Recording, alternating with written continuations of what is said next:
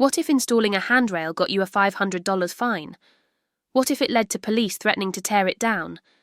In Georgia, Walter Brooks faced an HOA nightmare, but he fought back with resilience.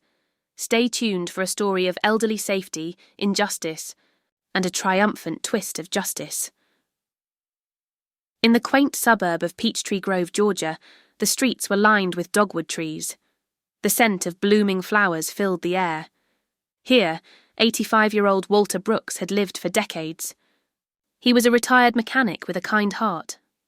Walter had bought his $290,000 cottage-style home in 1980. It was a cosy retreat for his later years. On the mild morning of November 10, 2027, Walter installed a handrail on his front porch steps. He needed it for safety after a recent fall. The metal rail gleamed in the sunlight. Its screws clicked as he tightened them. The sound of birds chirped softly in the background. Peachtree Grove was governed by a strict homeowners association. It was led by 60-year-old President Diane Foster, a former architect. Diane enforced rules with a rigid hand. She saw the neighborhood as a picture-perfect community. No modifications, no deviations, and certainly no handrails that could violate the architectural style. The HOA bylaws were strict. No exterior modifications without approval, they stated. A $500 fine per violation. Diane applied this rule without mercy. She believed homes should remain unchanged. That morning, she drove through the neighborhood in her car. The engine purred softly. She spotted Walter's handrail on his porch. It was a clear violation in her eyes. Diane's face stiffened. She adjusted her glasses. A handrail on that porch, she muttered.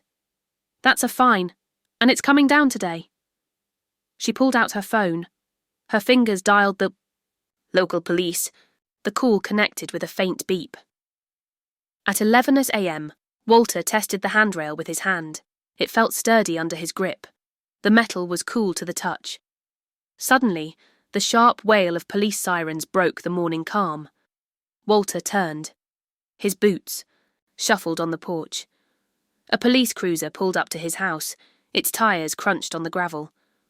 Red and blue lights flashed in the sunlight. 2 officers stepped out. Their boots hit the ground with a thud. The lead officer, 42-year-old Nathan Ellis, approached Walter. "Sir, we've had a complaint about an unapproved modification," Officer Ellis said. His voice was firm. It cut through the chirping of birds. Walter's brow furrowed. He leaned on the handrail for support. "A complaint?" "This is my handrail. I need it to walk," he said. His voice was gravelly but steady. His words carried through the mild air. Diane had followed in her car. She stepped out with a stern expression. She held a fine notice in her hand. Her heels clicked on the pavement. "Your handrail violates HOA rules. It ruins the aesthetic," she declared. Her tone was sharp. "That's a $500 fine, and we're removing it." Walter's eyes widened. He gripped the handrail tighter. "This is for my safety. I can't climb stairs without it," he countered. His words overlapped with the sound of Diane tearing the fine notice from her pad. The paper ripped with a harsh sound. Officer Ellis wasn't moved. He was known in Peachtree Grove for enforcing HOA complaints. "If you don't comply, I'll have to take further action," he snapped. His tone was cold. He called for a maintenance crew. A truck arrived with tools. The crew began to unscrew the handrail. The sound of drills whirred loudly. The metal clanked as it was loosened. Walter watched in disbelief. His heart sank. The handrail was detached from the steps. It fell to the ground with a thud. "You can't do this," Walter said. His voice trembled with frustration. Officer Ellis turned to him. He unhooked his handcuffs from his belt. The metal clinked ominously. "Sir, step back, or you'll be arrested," he warned. His voice was low. Walter took a deep breath. He steadied himself on the porch. His voice grew stronger. "I won't let you take my safety away," he said. His tone was resolute. He reached into his pocket. The rustle of fabric broke the tense silence. He pulled out his phone. "I'm calling my lawyer," he said. His voice carried determination. The phone rang twice. His lawyer answered. Officer Ellis paused. He signalled the crew to stop. The drills fell silent. Diane's eyes narrowed. Her fine notice trembled in her hand. The paper crinkled as her confidence wavered. A lawyer, she muttered. Her voice was uneasy. She realised this might not be simple. Ellis spoke into his radio. The static crackled with his message. Dispatch, we may have a situation. Stand by, he said. His voice was cautious. Neighbours began to gather. They stood on their lawns. Their murmurs grew louder. They watched the scene unfold. The dogwood trees cast dappled shadows on the street. Some nodded in support of Walter. They understood his need for the handrail. Walter explained the situation to his lawyer. His voice was steady on the phone. They're removing my handrail, he said. I need it to walk safely.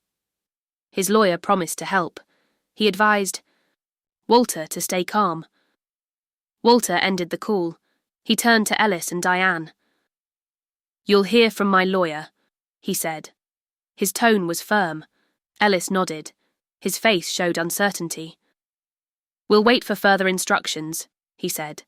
His voice was softer. He and his partner stepped back. The crew left the handrail on the ground. Diane tried to argue. Her voice was shaky. The bylaws still apply, she said. Her tone was desperate.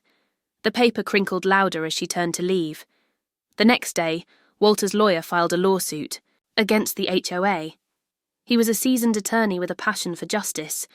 The rustle of legal documents filled his office. The lawsuit gained attention in Peachtree Grove. Neighbours rallied behind Walter. They shared stories of the HOA's Overreach. The trial took place in a local courthouse. Residents packed the gallery. Their footsteps echoed on the floor. Walter's lawyer presented the case. The HOA's rule is unjust, he argued. His voice was steady. It violates safety rights. The rustle of exhibits was loud as he handed them to the judge. Diane and the HOA board struggled to defend their actions. Their lawyer's voice was shaky. He tried to justify the fine. The tension in the courtroom was thick. The judge delivered a swift verdict. His gavel slammed down with a resounding thud. The sound echoed through the room. The HOA's actions were baseless, he declared. His voice boomed. The HOA was ordered to pay Walter $7,000 in damages. The verdict was a clear win. It left Diane visibly shaken.